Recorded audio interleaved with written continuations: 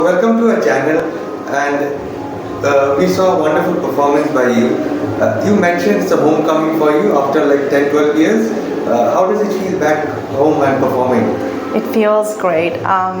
It's been almost 10 years that I've been in Calcutta performing. I've visited often, but I've not performed. The last time I performed was at Gyan Manch in 2015. So this is again 10 years, so it feels amazing to be back and performing.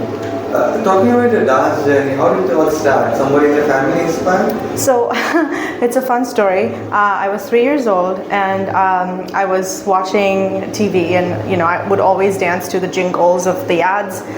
So my father saw the interest that I have in dance and tried to enroll me in classes. The first thing he did was actually call Monjushri Chaki Sharkar, because he wanted me to do contemporary dance, Nobonritto.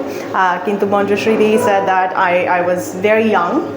I was 3 years old, so it's like we don't do kids classes. So she suggested that I go to Srimati Molly Roy, and I start training in Bharatanatyam. So I started training in Bharatanatyam at the age of 3 under Molly Roy. And after Molly's training, I went to Kalamandalam, Calcutta. There I trained with Guru Srimati Tankamani Kuti. I trained there for a while, but after that, once I moved to the US, I started training under Dr. Shamjukta Banerjee. But my journey to the US has been interesting. So I was a company dancer with the Rhythmosaic Dance Company in Calcutta when they were in Calcutta. Right now they have moved to the UK, I think. So I was performing with them, I was training with them, I was touring with them, and I got the opportunity to do a program at the Martha Graham School of Contemporary Dance in New York. I got a scholarship to go train there for 2 years, so I did the professional training program in New York. And then from there, I auditioned for other companies in New York. I performed with Navatman, which is a Bharatanatyam dance company. And I performed with Indo-Rican Multicultural Dance Project, which is a modern dance company. And that's how my journey started from India to the US, and I've been there ever since. After performing with those professional dance companies, there was a time when I had to do my own thing, so I started my dance company in 2023. It's a non-profit organization. We do professional performances, we do creation of new work. We have a company of 5 dancers, but our work is mostly in the intersection of contemporary dance and Indian diasporic dance. So my roots are in Kathak and Bharatanatyam and modern dance, Graham specifically. So my choreography is a hybridity of all 3 forms.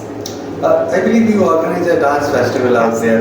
What's the mission and vision of that festival? Yeah, so we are in Chautauqua County. I'm in Jamestown, which is pretty rural in the U.S. So it's a small town near Buffalo with a population of only 30,000 people, but there's a lot of global dance institutions, arts institution in that area. So we have Chautauqua Institution. If people don't know about it, it's one of the largest arts institution and oldest as well in the US. And they bring in a lot of world-class artists, performers over their summer season, which is like a 9-week season.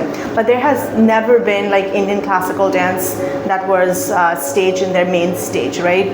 They would have some, performances here and there, like a workshop, but it was probably in a corner somewhere. It was never the main thing, which kind of bothered me because I felt that we have so much to give. Our dance forms, our art forms have so much depth, so much richness, and I thought that we need to have a platform that puts our dance form at an equal level with other forms that are there. So the idea was we are going to present global dance forms on the same platform. So there won't be a distinction of Indian dance for Indian audience, but Indian dance for everyone alongside ballet, modern, contemporary, jazz, tap, whatever it is. So that's the platform that we've created. We started in 2024. We finished our 2nd year this year. It was a huge success. We had people coming from all over.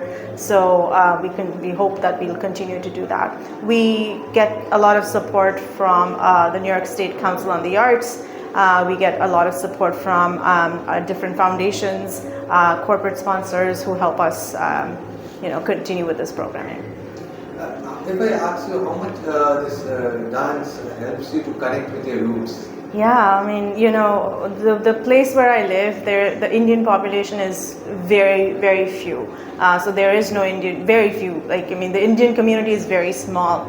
But what is also really frustrating is, in the US, the South Asian community is one of the richest community, right? They have their median income is the highest in the US, but you don't see that reflection in the arts, in Indian arts. So that money is never invested in the Indian arts. So our community is not investing in arts there, which is really, really sad.